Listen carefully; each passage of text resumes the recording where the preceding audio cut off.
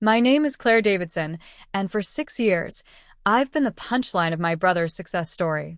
Marcus Davidson, tech entrepreneur, Forbes 30 Under 30, TechCrunch's innovator to watch, built his reputation on being brilliant, charismatic, and ruthlessly ambitious. His company, Marcus Tech Solutions, developed AI-driven supply chain optimization software for Fortune 500 companies. By the time he turned 32, MTS had landed contracts with 7 major corporations and was valued at $380 million. My parents thought he walked on water. My extended family thought he was a genius. The business press thought he was the next Elon Musk. And Marcus thought I was an idiot. "Claire's trying the entrepreneur thing," he'd say at family dinners, his voice dripping with condescension. "She has a little online consulting business. It's cute." Cute. That was his favorite word for me. What Marcus didn't know, what nobody in my family knew, was that my little online consulting business was Meridian Capital Partners, a venture capital firm I'd founded 4 years ago. We specialized in early and mid-stage investments in tech companies with scalable models and strong fundamentals. Our portfolio included 19 companies across 6 sectors. Our total assets under management, $890 million. My personal net worth, $47 million. And the anonymous investor who'd provided Marcus Tech Solutions with $120 million in Series C funding 2 years ago, saving the company from a catastrophic cash flow crisis? That was me. I'd invested in my brother's company through a web of shell corporations and intermediary firms specifically designed to hide my identity. Not because I was trying to be secretive for fun.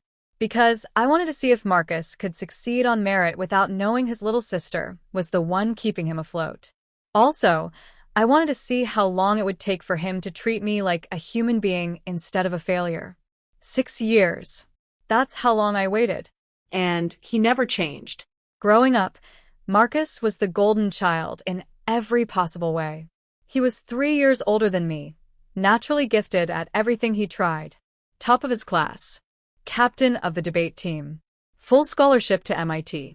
He graduated with a degree in computer science and business, and by 25, he'd already sold his first startup for $8 million. I was the weird one. I liked numbers, but not in the flashy way Marcus did.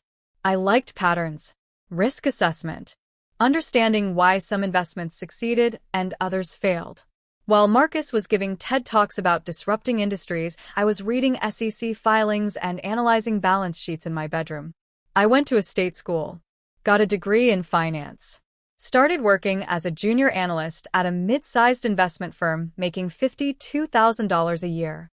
Marcus made more than that in a week by the time I graduated. At family gatherings, the dynamic was clear. Marcus held court, talking about his latest funding round or his meetings with venture capitalists. Everyone listened, fascinated. When I tried to contribute to conversations about finance or investing, Marcus would smile indulgently. "Claire's learning about the industry. It's good that she's interested." Like I was a child asking about grown-up things. My parents never questioned it. "Marcus understands business," Mom would say. "He's been successful. You should listen to him, Claire." So I stopped talking. I listened instead. And I learned. By the time I was 26, I'd saved $180,000 from my salary and aggressive budgeting. I took that money and made my first private investment, $50,000, in a small logistics software company that nobody had heard of. 18 months later, that company was acquired for $34 million. My stake was worth $2.8 million. I quit my job and started Meridian Capital Partners. For the first 2 years, I worked alone from my one-bedroom apartment. I made investments carefully, methodically.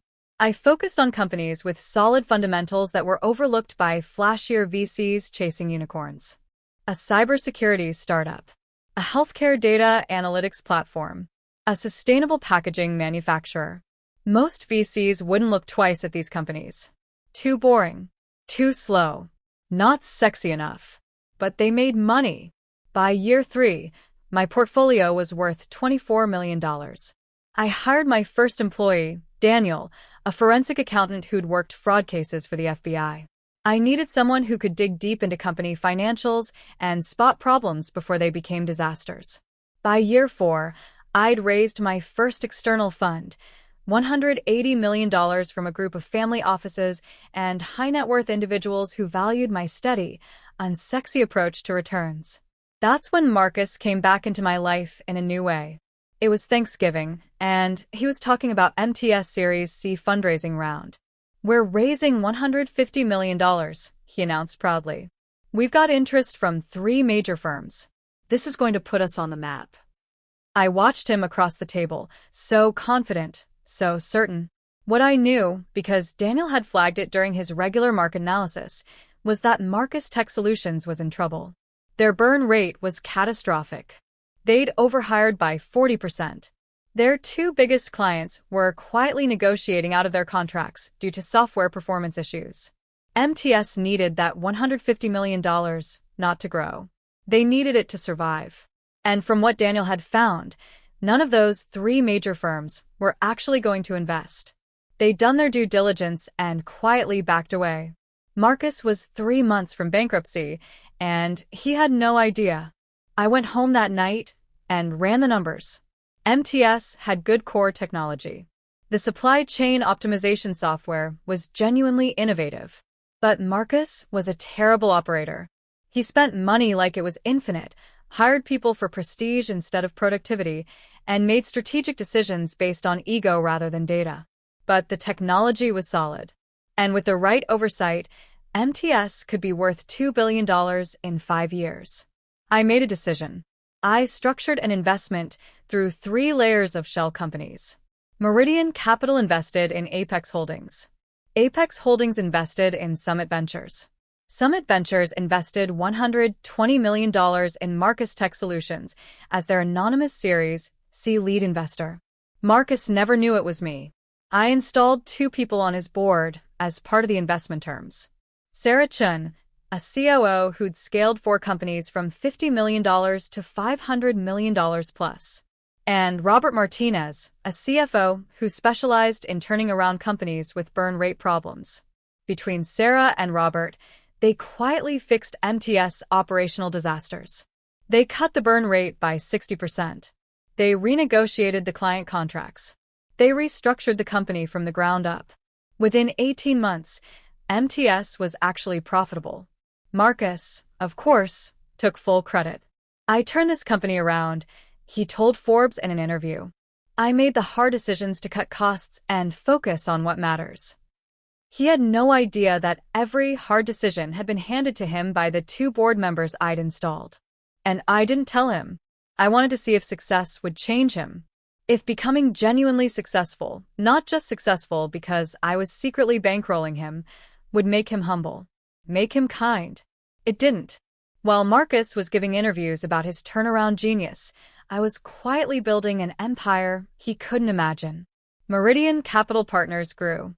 By year 5, we were managing $620 million across 23 portfolio companies. Our returns were consistently outperforming the market by 18 to 24%. We became the firm that other firms called when they needed due diligence done right. I hired 12 more employees. Analysts, associates, partners who shared my philosophy. Boring wins. Steady wins. Sustainable wins. We weren't chasing unicorns. We were building a portfolio of companies that would still exist in 20 years. My personal net worth crossed $40 million. I bought a penthouse in the city. I drove a Tesla Model S. I wore Tom Ford suits to investor meetings. But when I went to family dinners, I drove my old Honda. I wore jeans and sweaters from Target. I let Marcus talk about his success while I smiled and nodded. I was conducting an experiment. How long would it take for my family to notice that something had changed?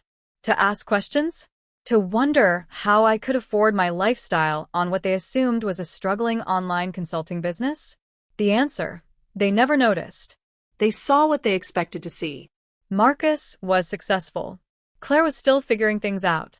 At Christmas last year, my aunt asked me, "So, Claire, are you still doing that online thing?" "Yes," I said simply. "That's nice, honey. It's good to have hobbies." Hobbies. My $47 million hobby.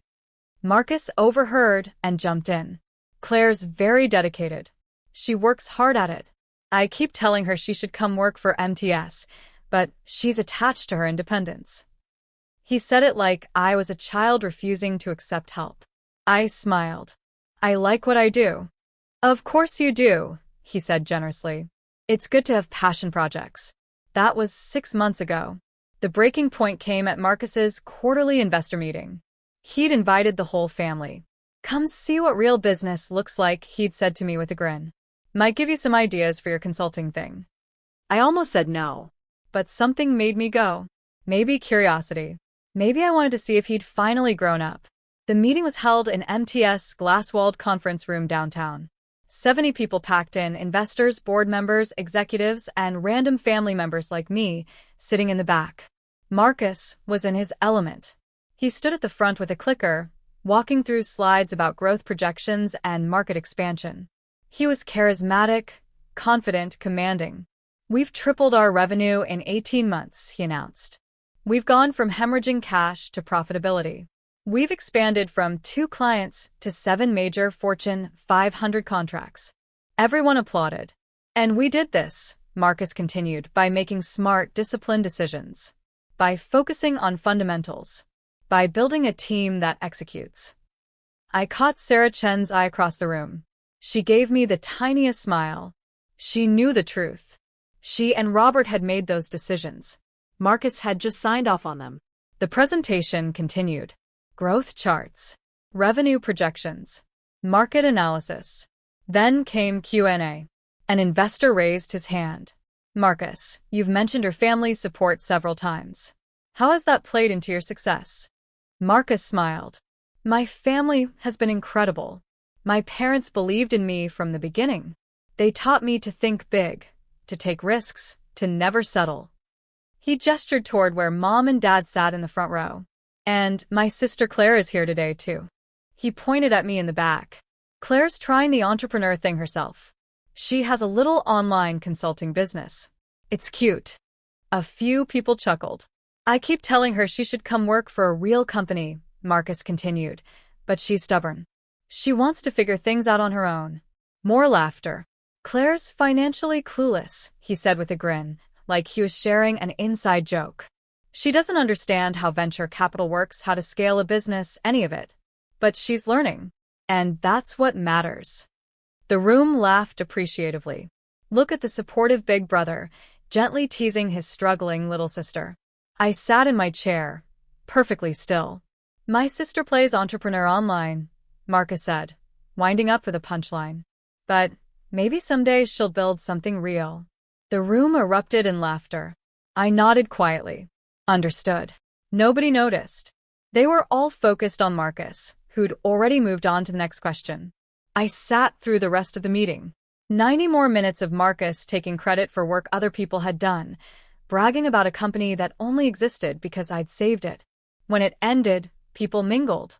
Marcus worked the room like a politician. Investors shook his hand. Family members congratulated him.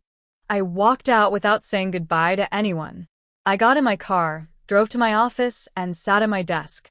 Then I opened my laptop and typed an email to Daniel, my forensic accountant. Subject: MTS investment withdrawal. Daniel, prepare immediate withdrawal documentation for the Summit Ventures investment in Marcus Tech Solutions. Total amount: $120 million principal plus accrued returns. I want full liquidation of our position. Timeline: 48 hours. Get our lawyers on notice for the board meeting. Claire. I hit send. Then I called Sarah Chen directly. Sarah, it's Claire. Hey. I saw you at the meeting. That was quite a performance for Marcus. It was interesting, I said neutrally. Sarah, I'm withdrawing my investment. All of it. 48 hours. Silence on the other end. Claire, Sarah said carefully, you own 31% of the company. If you pull out, MTS collapses. The other investors will panic. The clients will hear about it and reconsider their contracts. The company will be functionally bankrupt within a week. I know. Is this about what he said in the meeting? This is about 6 years of him treating me like I'm worthless, while I've been the one keeping him alive. Another silence. I understand, Sarah said quietly. I'll prepare my resignation. Robert will too. We only took these positions because you asked us to. If you're done, we're done. Thank you, Sarah. For what it's worth, she said. He had this coming. I hung up. Monday morning, Daniel sent the withdrawal notice to MTS CFO and board of directors. As the Series C lead investor, Summit Ventures had the contractual right to withdraw capital if certain performance metrics weren't met. And thanks to some very carefully worded clauses I'd insisted on, public misrepresentation of company stakeholders qualified as a breach. Marcus calling me financially clueless in a public investor meeting? That was misrepresentation of a stakeholder. 48 hours. That's how long Marcus had before his company imploded. I didn't hear anything for the first 24 hours. I knew what was happening behind the scenes. Daniel had sent me updates every 6 hours. Hour 1 to 6. MTS CFO received the withdrawal notice and immediately called an emergency board meeting. Hour 6 to 12. The board convened. Sarah and Robert explained the situation. Summit Ventures was withdrawing $120 million. Immediately. Hour 12 to 18. The CFO ran the numbers. Without that $120 million in capital, MTS had 4 weeks of runway. Maybe 6 if they cut every non-essential expense. Hour 18 to 24. The board began panic calls to other investors trying to arrange emergency bridge funding. Nobody was interested. When a lead investor pulls out of a company suddenly, it's a massive red flag. Other investors assume you know something they don't. They don't invest more. They start looking for exits. By hour 36, 3 of MTS' other investors had sent letters of intent to withdraw their capital as well. By hour 42, one of MTS' 7 Fortune 500 clients had paused their contract pending review of vendor stability. By hour 47, Marcus finally called me. I was in my office when my phone rang. His name appeared on the screen. I let it ring 4 times before answering. Hello. Claire. His voice was strained. We need to talk. About what? He paused. Claire, something's happening with my company. Our lead investor is withdrawing. I don't understand what's going on, but I need your help. My help? I kept my voice neutral. Marcus, I'm financially clueless, remember? I play entrepreneur online. How could I possibly help? Silence. Claire, this isn't the time for what? For jokes? You joked about me in front of 70 investors. I'm just following your lead. I didn't mean anything by that, he said desperately. It was just banter. You know how these things are. I don't actually. I don't go to many investor meetings. My little online consulting business doesn't have them. Claire, please. I need you to be serious right now. My company is in crisis. Investors are pulling out. Clients are getting nervous. I need to talk to someone I can trust. Talk to Mom and Dad, I said.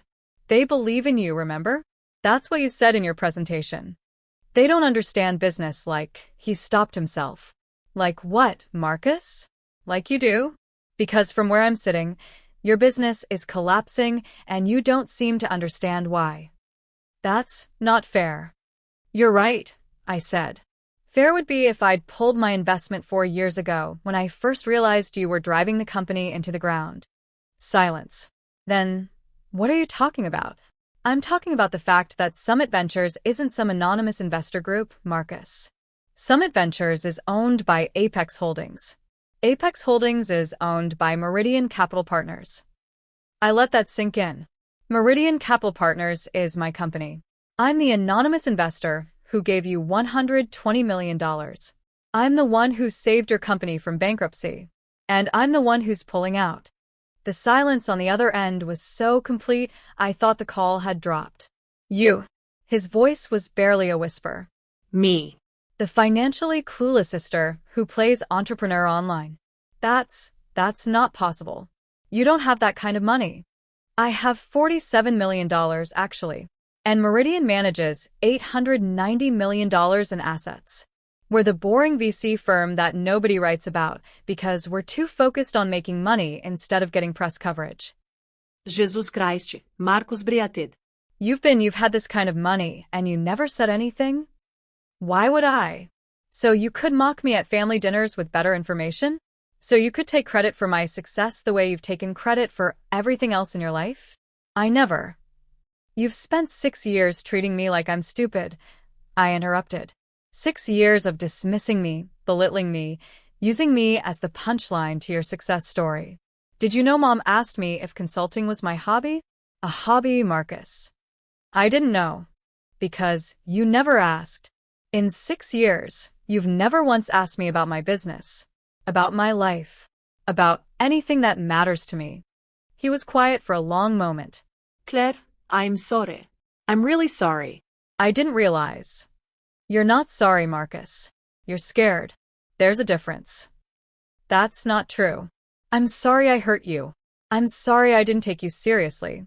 But please, you can't destroy my company over this. There are 380 employees who'll lose their jobs.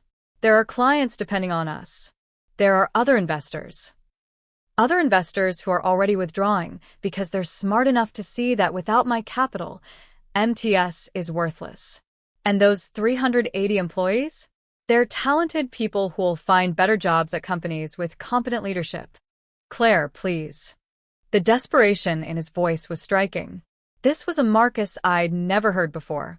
I have a meeting in 5 minutes, I said. But my CFO is scheduled to meet with your board on Thursday to finalize the withdrawal. I suggest you spend the next 48 hours figuring out how you're going to explain to Forbes why the company they profiled is suddenly filing for bankruptcy. Wait. Don't hang up. What if there's a way to fix this? There isn't. What if I apologize? Publicly? What if I tell everyone the truth about who you are? I almost laughed. You think I want credit, Marcus? I don't need credit. I need you to understand that actions have consequences. Then what do you want? I thought about that question. What did I want? I want you to know what it feels like, I said finally. I want you to know what it feels like to work hard, to build something real, to succeed, and then have someone you love treat you like you're worthless. Claire. 48 hours, Marcus. That's how long you have before your company dies. I hung up. 30 seconds later, he called back. I declined the call. He called 6 more times over the next hour. I declined them all. Then my phone exploded with texts. Marcus. Claire, please, we need to talk, Marcus. I'll do whatever it takes, Marcus. Name your terms, Marcus. I'm begging you. I turned off my phone and went to dinner with my partners. Thursday morning, I walked into Marcus Tech Solutions for the first time ever. The office was chaos. People were crying at desks. Executives were rushing between conference rooms. The receptionist barely looked up when I gave my name. Conference room C, she said automatically. 3rd floor. I took the elevator up. Daniel was already there, along with our legal team, 3 attorneys from Portland and Associates, the firm we used for complex negotiations. Sarah Chin was there too, looking tired. Robert Martinez sat next to her, reviewing documents. And at the head of the table was Marcus. He looked terrible. His hair was disheveled. His eyes were bloodshot. He was wearing the same shirt he'd worn in the investor meeting 3 days ago. Claire, he said when I walked in. Just that. My name. I sat down across from him. Let's get started, I said to Daniel. Daniel opened his laptop. As outlined in the withdrawal notice, Meridian Capital Partners, through its subsidiary entities, is exercising its contractual right to withdraw $120 million in invested capital from Marcus Tech Solutions, plus accrued returns of $18.4 million, for a total withdrawal of $138.4 million. He pulled up a document on the screen. MTS's current liquid assets total $31.2 million. Current liabilities total $87.6 million. Without the Meridian capital, MTS has insufficient assets to meet its obligations. He showed the next slide. Additionally, as of this morning, 3 other investors, Redwood Ventures, Summit Capital, and Tech Forward Investments, have filed notices of intent to withdraw their combined $43 million in capital. Marcus's face was gray. This brings total investment withdrawal to $181.4 million.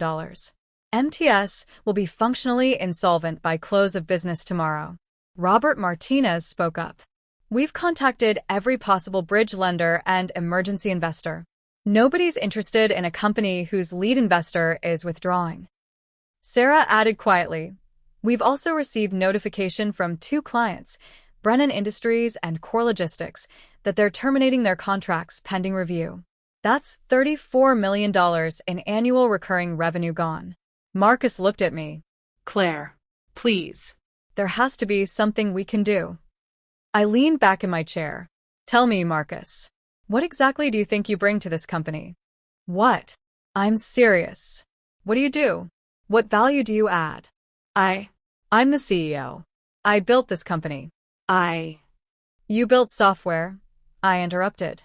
6 years ago, you built good software. And then you raised money, hired too many people, spent wildly, and nearly bankrupted the company before I stepped in. I pulled out a folder. Do you know what Sarah and Robert have been doing for the past 2 years? He looked at them, confused. They've been running your company, I said flatly. Every cost-cutting measure, every strategic decision, every client negotiation. That was them. They report to me, Marcus. Not to you.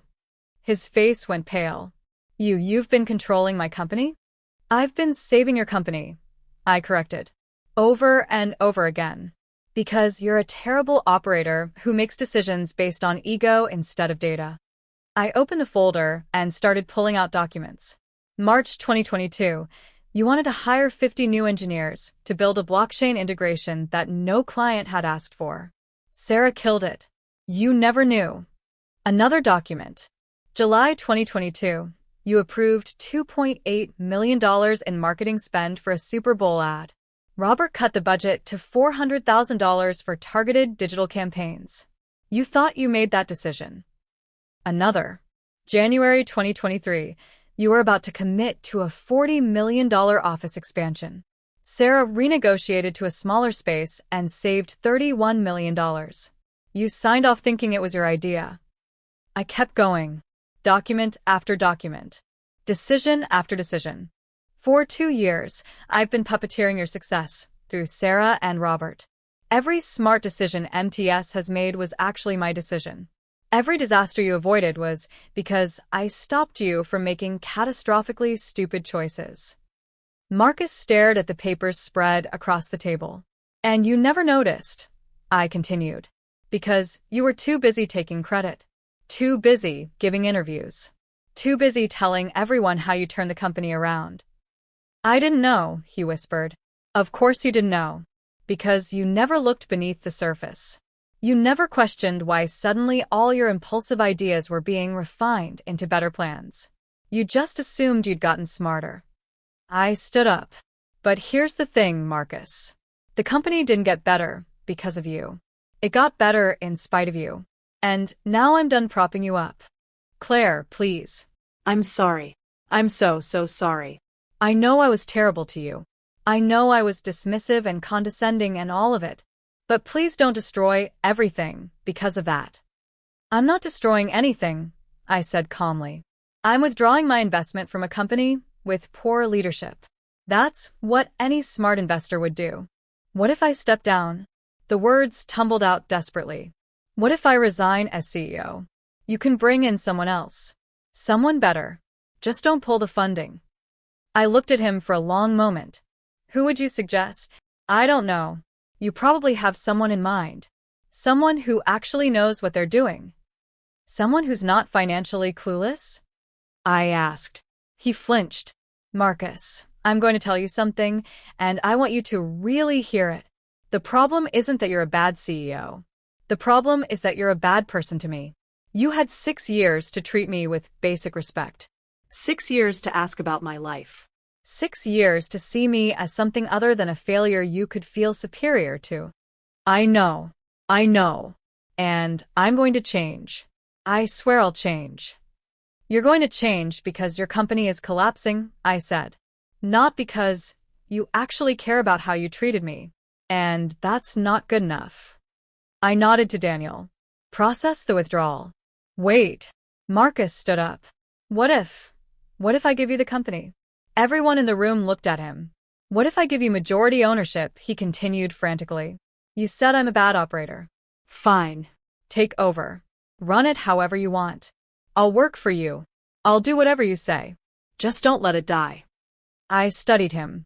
He meant it. In this moment, backed into a corner. He genuinely meant it. How much ownership? I asked.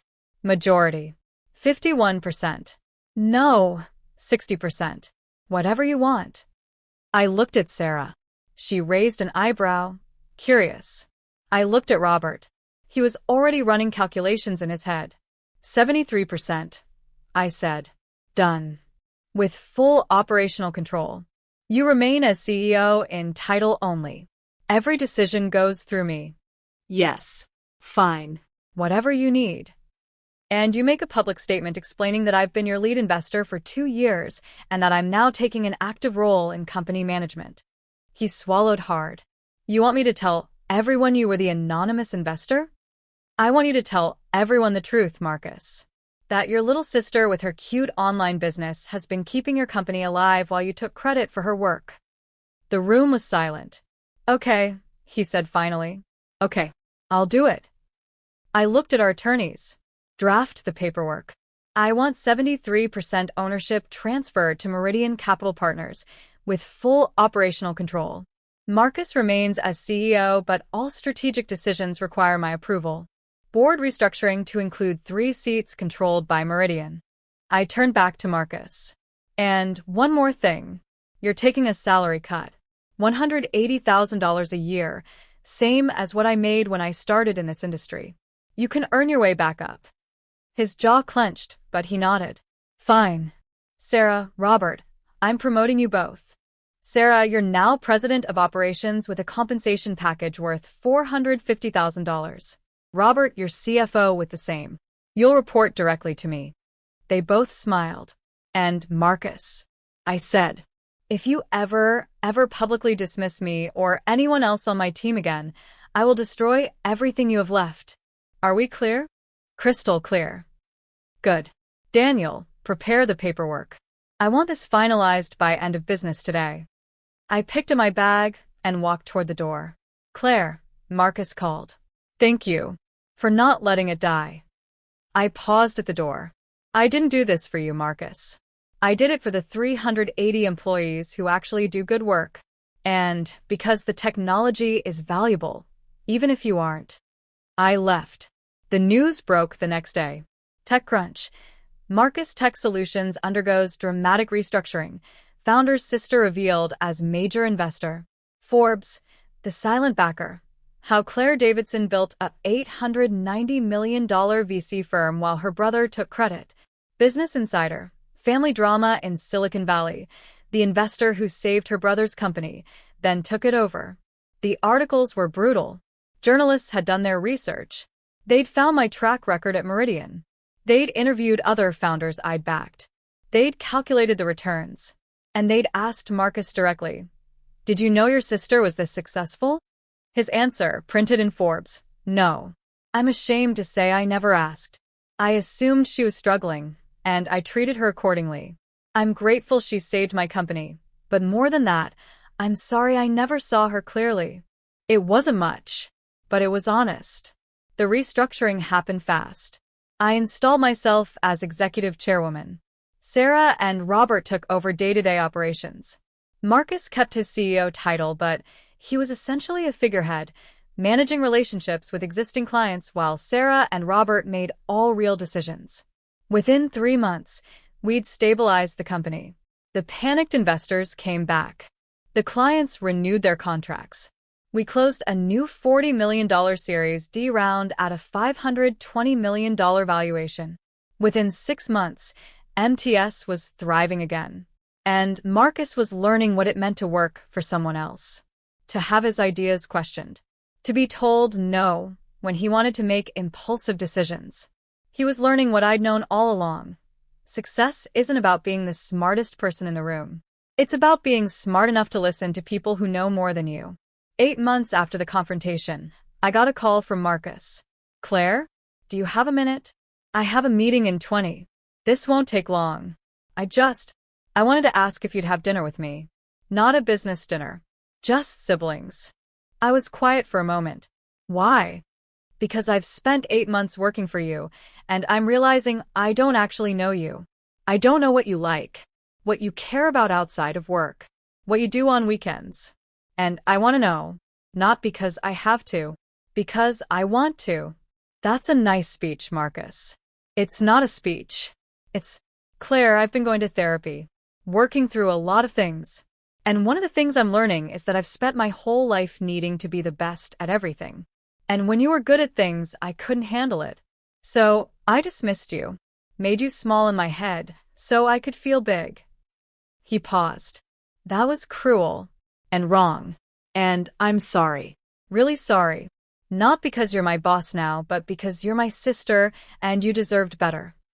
I stared at my office wall, processing. One dinner, I said finally. We'll see how it goes. Thank you. We met at a small Italian restaurant the following week. Neutral territory. No business talk allowed. Marcus arrived early.